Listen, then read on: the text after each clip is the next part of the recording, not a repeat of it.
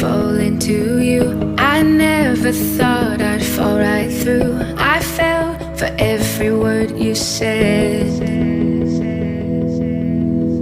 You made me feel I needed you and forced my heart to think it's true. But I found. Assalamualaikum warahmatullahi wabarakatuh. Saya dari kelompok 2 ingin bertanya tentang kampung herbal ini, Pak. Iya. Ya mulai, Pak ya. Ya, monggo. Tahun berapa didirikannya kampung tanaman herbal ini, Pak? Ya, kampung herbal mulai didirikan pada tahun 2015. Ya. Oh, ya. Bagaimana pengelolaan tanaman herbal di sini, Pak? Pengelolaan tanaman herbal adalah dikerjakan dikelola bersama-sama dari seluruh warga di RT 9, RW 5, Kelurahan Imin Jangkungan.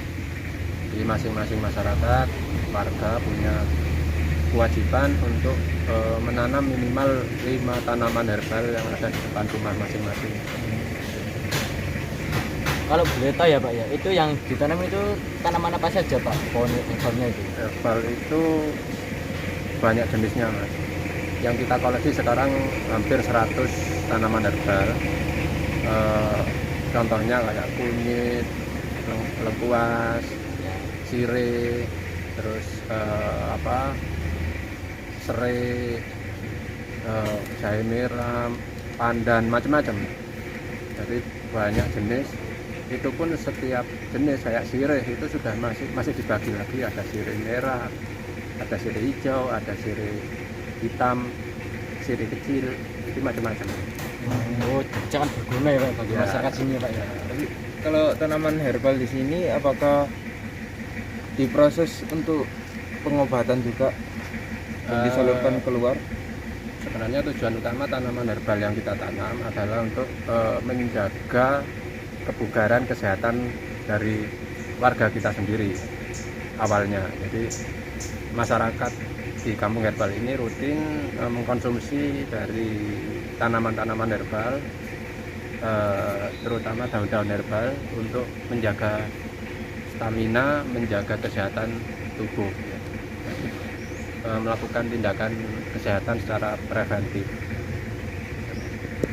Yang bikin kampung herbal ini idenya dari siapa? Ide adalah dari warga, jadi dari warga yang kita putuskan dalam forum warga RT 9, di mana waktu itu tahun 2014 kita menjuarai lomba herbal waktu itu di tingkat kota Surabaya. Nah, momen itu kita gunakan untuk bagaimana selanjutnya kampung ini. Kita sudah juara 2, fondasinya sudah ada, sekalianlah kita tingkatkan atau kita jadikan ikon kampung ini menjadi kampung herbal. Itu disepakati oleh seluruh warga.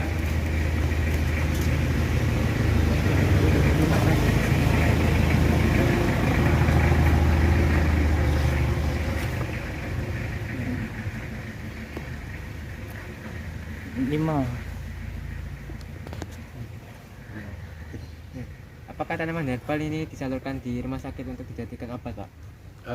Untuk sementara tanaman herbal kita konsumsi untuk warga, juga masyarakat di luar kampung herbal, baik dari kota Surabaya maupun dari luar kota Surabaya.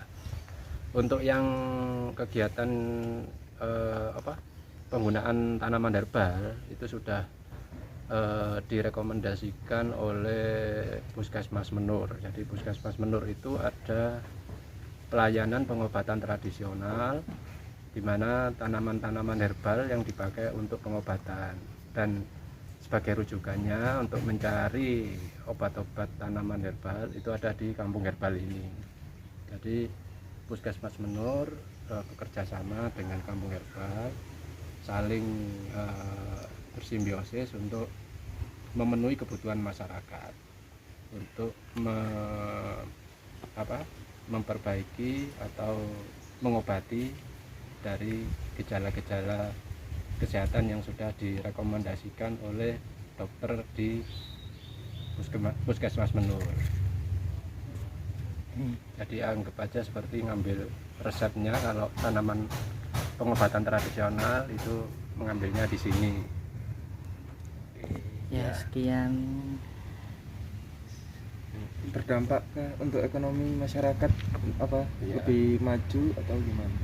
Kampung Herbal ini memang di awalnya adalah kegiatan lingkungan yang bersifat sosial, tapi karena perkembangannya begitu pesat, akhirnya banyak yang dibutuhkan oleh masyarakat. Akhirnya masyarakat Kampung Herbal ini melakukan pembibitan.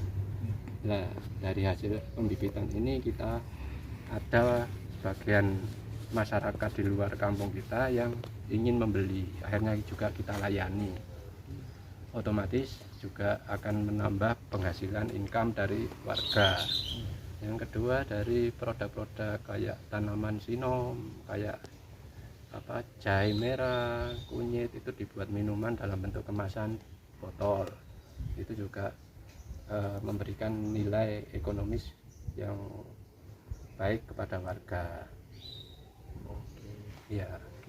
Itu Pak, kalau misalnya ada orang dari luar kota ke sini Pak ya. Kalau mau tanya resep sama belajar apakah bisa Pak?